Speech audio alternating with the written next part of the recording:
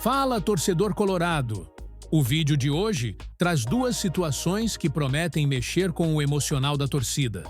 Uma envolve uma ausência que chega num momento delicado da temporada, e a outra traz mudanças importantes para um confronto que pode decidir o futuro do Inter no Brasileirão. Antes de tudo, já comenta aí de onde você está acompanhando o canal Inter em Campo. É do Sul? De outro estado? Ou até de fora do país? Quero saber onde tem colorado ligado com a gente. Já deixa o like, se inscreve no canal e bora direto pro vídeo que tem muita coisa para analisar hoje.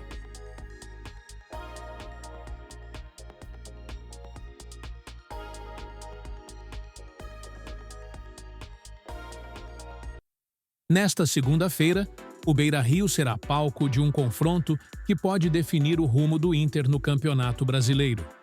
Internacional e Santos se enfrentam pela 35ª rodada da competição, às 20h, e o que está em jogo é muito mais que 3 pontos. É permanência na Série A, tranquilidade nas últimas rodadas e até mesmo o fim de um ciclo tenso para o torcedor. Hoje, o Colorado está na 15ª colocação, com 40 pontos. O Peixe, adversário da noite, está com 37 e abre a zona do rebaixamento, ocupando o 12º lugar. Ou seja, a distância entre os dois é mínima, e uma vitória do Inter representa quase um respiro final no drama da luta contra a degola. Já um tropeço pode colocar tudo a perder nessa reta final. Sabendo disso, Ramon Dias vai mexer na equipe, e não são mudanças aleatórias. Elas vêm de necessidade, mas também de estratégia. Começando pelo gol, com a ausência de Ivan Quaresma, e a gente já fala mais disso, o jovem Antony será o titular. A responsabilidade caiu no colo dele em um momento decisivo, e agora será testado sob os holofotes de um jogo nervoso. Na lateral direita, quem volta é Brian Aguirre, e no meio-campo, a maior mudança estrutural. O Inter vai a campo com 3 volantes. Bruno Gomes, que vinha atuando mais recuado, será adiantado para jogar ao lado de Alan Rodrigues e Thiago Maia, este último retornando após cumprir suspensão. A ideia é clara: compactar o setor central, dar mais força na marcação e proteger melhor o sistema defensivo. Do lado ofensivo, o técnico terá que se virar com algumas ausências pesadas. Carbonero foi expulso no último jogo e Bruno Tabata também foi punido, mas por reclamação, já depois de ter sido substituído. Com isso, a dupla de ataque deve ser formada por Vitinho e Borré. Já Ricardo Matias, que foi decisivo contra o Ceará, entra como uma das principais alternativas para o segundo tempo. A configuração do time mostra que o Inter sabe o tamanho da encrenca. Não dá para correr riscos desnecessários, mas também não dá para se acovardar. O jogo contra o Santos é de extrema importância, e a postura em campo precisa refletir isso. O Beira-Rio vai estar pulsando, a torcida vai jogar junto e o time precisa responder à altura. Porque, convenhamos, se deixar para resolver nas últimas rodadas, com São Paulo e Bragantino pela frente, a pressão só tende a aumentar. Se a missão do Inter nas próximas rodadas já era complicada, ela ganhou um obstáculo a mais. E não é qualquer baixa. O goleiro Ivan Quaresma, que vinha sendo um dos jogadores mais confiáveis do time nas últimas semanas, está fora da reta final do Brasileirão. Uma lesão muscular na coxa esquerda encerrou a temporada dele antes da hora.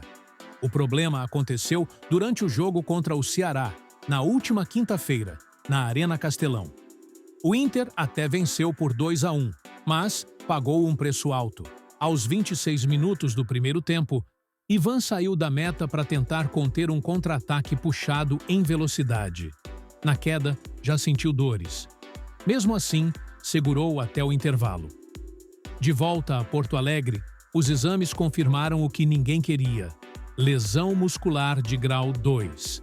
Ou seja, nada de retorno ainda neste ano. A ausência do goleiro representa muito mais do que uma troca de nome. Ivan vinha crescendo, ganhando confiança e dando estabilidade à defesa colorada. Era visível como o time se sentia mais seguro com ele no gol. Sua liderança, inclusive, vinha sendo reconhecida até fora das 4 linhas. Agora, a responsabilidade cai nas mãos de Antony. O jovem assumiu a posição ainda contra o Ceará e será o titular nas 4 últimas partidas do Brasileirão.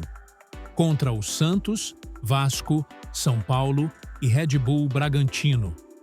É uma responsabilidade e tanto para um goleiro ainda em busca de espaço e afirmação no time principal. Ele terá que manter o foco, ter personalidade e, principalmente, contar com o apoio dos companheiros para se manter firme diante da pressão. Esses jogos finais não serão simples. Não tem espaço para erros e qualquer deslize pode ser fatal. Ao mesmo tempo, é a grande chance para Antony mostrar que está pronto. O tipo de oportunidade que pode mudar uma carreira, para melhor ou para pior. O Inter ainda luta para garantir sua permanência na elite do futebol brasileiro. Mas, nos bastidores, uma negociação importante já está praticamente definida para 2026. O volante Luiz Otávio, de apenas 18 anos, está de saída. O clube chegou a um acordo verbal com o Orlando City, dos Estados Unidos, para a venda de 70% dos direitos econômicos do jogador. A informação foi divulgada pelo jornalista César Luiz Merlo e confirmada por outros veículos. O valor da negociação gira em torno de os 3,5 milhões reais, o equivalente a aproximadamente 19 milhões reais.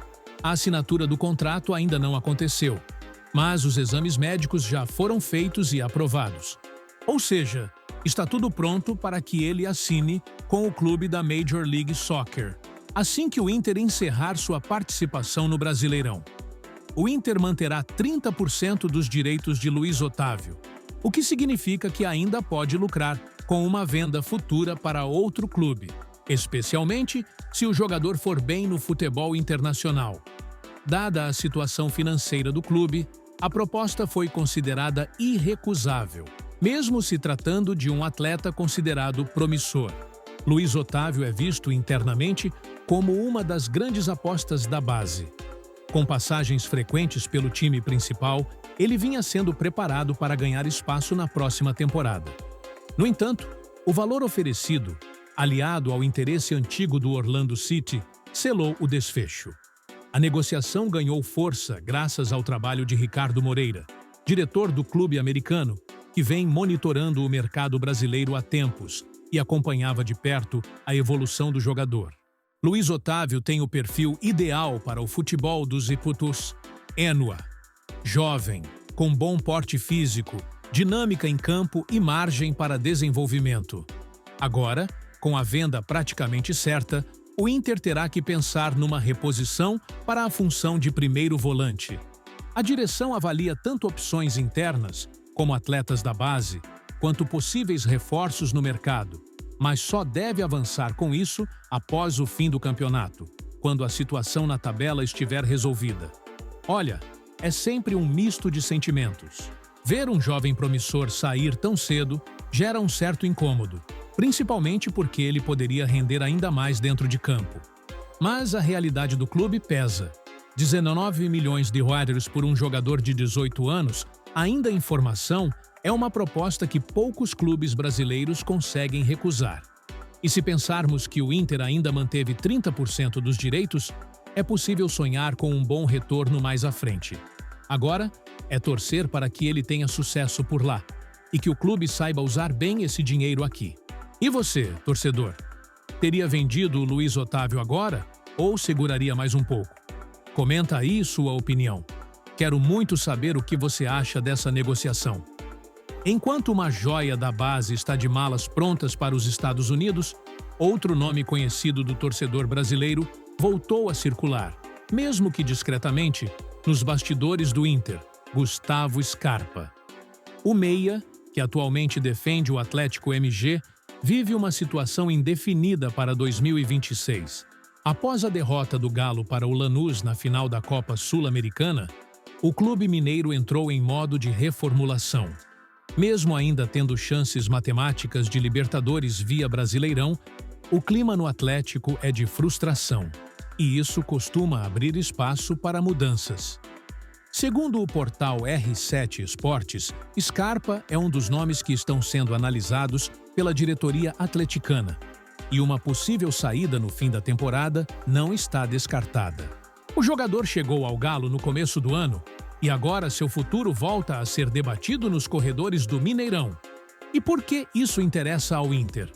Porque, lá no fim de 2023, antes de acertar com o Atlético, o meia chegou a ser sondado pelo Colorado. As conversas, na época, não avançaram.